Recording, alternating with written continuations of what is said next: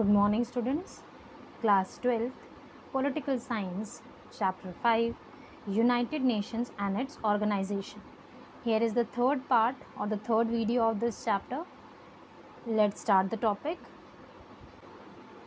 In the previous video, we understood this cartoon and we have a brief conversation regarding that why international organization, or basically that why do we need international organization at this point of time or this contemporary world. Let's continue the topic.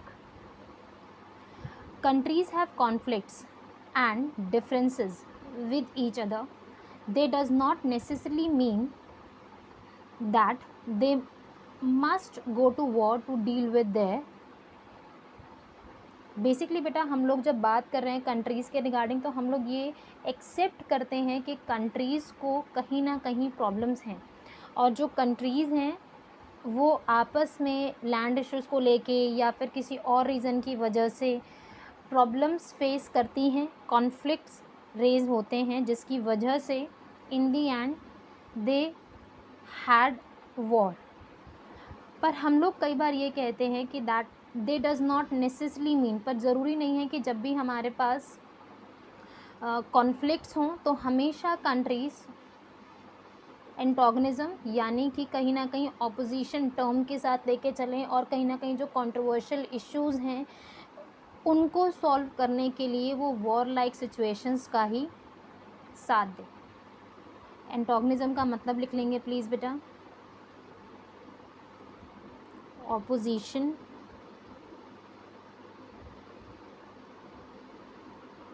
after this they can instead discuss contentious like controversial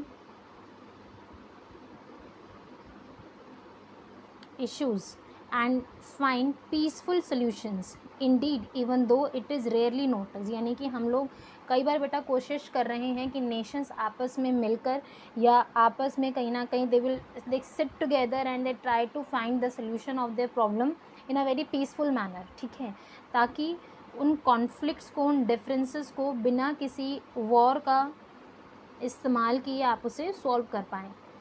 ठीक है. And the role of an international organisation can be important in this context also, यानी कि ताकि Nations को peacefully चीज़ों को solve कराने के लिए हमें एक इंटरनेशनल ऑर्गेनाइजेशन की ज़रूरत पड़ती है, और वो ऑर्गेनाइजेशन इन सब चीज़ों को प्रैक्टिकल बेसिस पर लेकर आने में हेल्प करता है.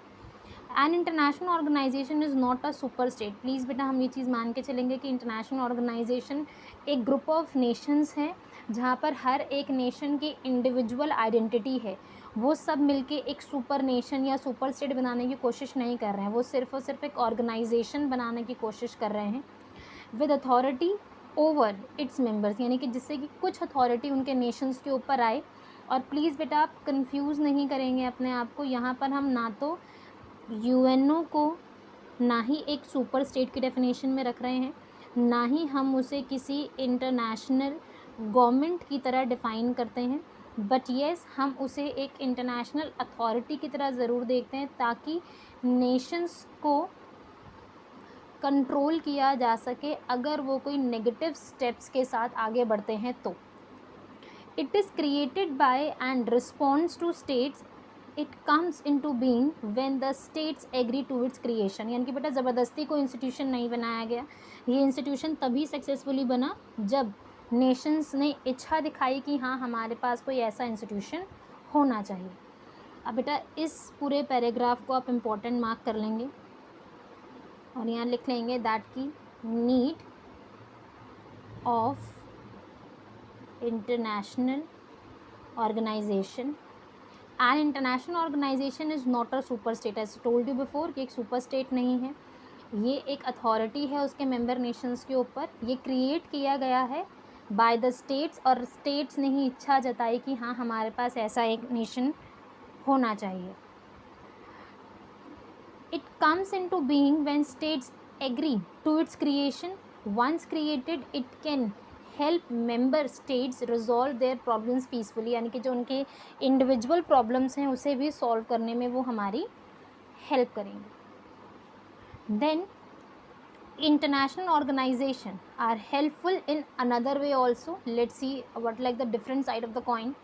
Nations can usually see that there are some things that they must do together. There are issues that are so challenging that they can only be dealt with there everyone works together.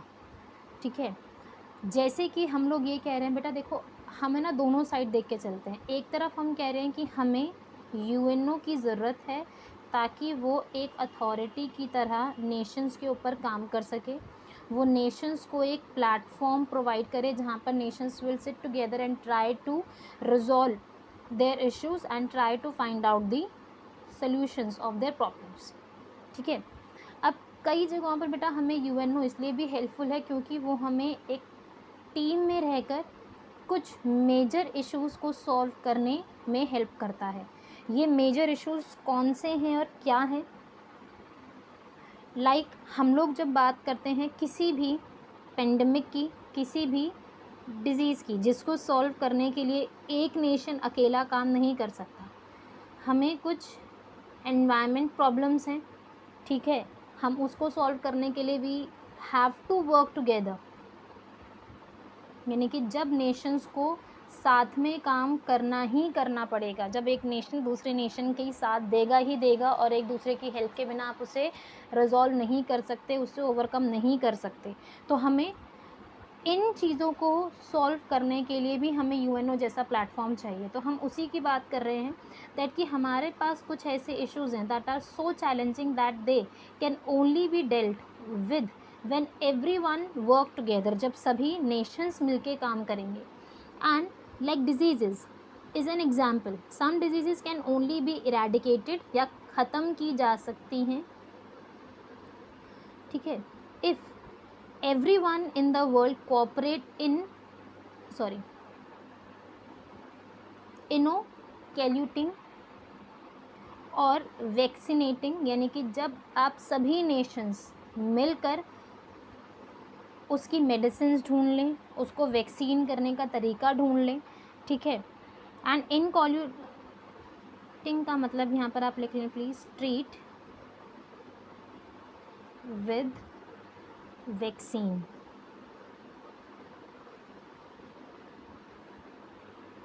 After this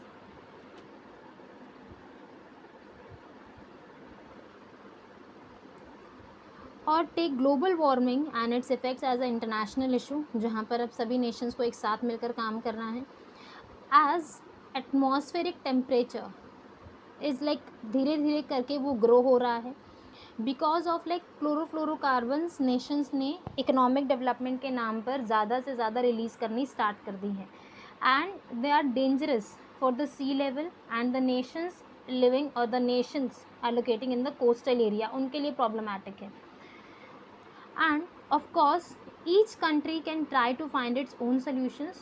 individual level पर वो काम कर सकते हैं पर वो individual level पर उस तरह के सॉल्यूशंस नहीं निकाल सकते जिस तरीके से उनको सॉल्यूशंस मिल सकते हैं जब वो एक साथ मिलकर काम करेंगे.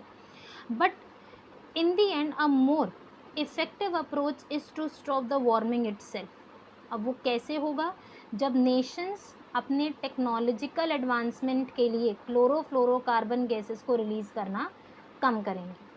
And this requires at least the major industrial powers to cooperate, यानी कि जो हमारे डेवलप्ड नेशंस हैं वो कहीं ना कहीं हेल्प करें. किसके लिए? इंडस्ट्रियल पावर्स के साथ कोऑपरेट करें और क्लोरोफ्लोरोकार्बन गैसेस या फिर जो ये पॉइजनस गैसेस इनको रिलीज़ करना कम करें, तभी सक्सेसफुल होगा. हम लोग आगे देखते हैं बेटा. Unfortunately recognising the need of the cooperation is actually cooperating are the two different things. ये चीज़ हमारे लिए ज़रूरी है कि आप एक तरफ कोऑपरेट करने की बात करते हैं और आप रियलिटी में भी कोऑपरेट करते हैं, दो अलग अलग चीज़ें हैं. तो हमें नेशंस के लिए क्या चाहिए कि आप रियलिटी में कोऑपरेट करने की बात करें, सिर्फ नाम के लिए ये ना कहें कि हाँ हम कोऑपरेट करने को तैयार हैं. इसके बाद nations can recognise the need to cooperate but can not always agree on how best to do so, how to share the cost of the cooperating and how to make sure that the benefits of the cooperation are justly defined. यानी कि हम basically ये दिखाने की या ये समझने की कोशिश करेंगे कि nations are working together and nations कहीं ना कहीं ये चीज़ समझने की कोशिश कर रहे हैं कि हमें इस बेनिफिट के लिए हमें एक दूसरे के लिए इन्हें कोऑपरेट करना बहुत ज़्यादा ज़रूरी है। अगर हम कोऑपरेशन नहीं दिखाएंगे तो हमारे लिए ये प्रॉब्लम क्रिएट करेगा। And how to ensure that others do not break their end, और हमें ये भी चीज़ ध्यान रखनी है कि आपने एक तरफ कोई एग्रीमेंट साइन कर दिया और एक तरफ आप ये कह रहे हैं कि आप प्रैक्टिकली उसे फॉलो नहीं कर रहे हैं, तो हमें we need to keep on checking कि क्या प्रॉब्लम है क्या प्रॉब्लम नहीं है, हमें उस चीज़ का ध्यान रखना है। An international organisation can help produce information and ideas about how to cooperate. And यहाँ पर इंटरनेशनल ऑर्गेनाइजेशन की नीड क्या होगी कि हम एक साथ बैठें, एक साथ मिलकर प्रॉब्लम्स के सल्यूशंस निकालने की कोशिश करें। An international organization can help produce information and ideas about how to cooperate. It can provide a mechanism, rules, and a bureaucracy to help members have more confidence that cost will be shared properly. यानी कि अगर हम लोग problems को एक साथ beer करेंगे तो उसके जो बेनिफिट्स हैं वो भी हमारे बीच में बहुत अच्छे से शेयर किए जाने चाहिए, अगर उसके लॉसेस शेयर किए जा रहे हैं तो। That the benefits will be Fairlie divided, सभी नेशंस के बीच में, जो मेंबर नेशंस हैं उनके बीच में। And once a member joins an agreement it will honour the terms and conditions of the agreement, तो उनको वो टर्म्स एंड कंडीशंस मानना ज़रूरी होगा। नेक्स्ट बेटा वीडियो 4 में हम लोग आगे नेक्स्ट पैराग्राफ में कंटिन्यू करेंगे।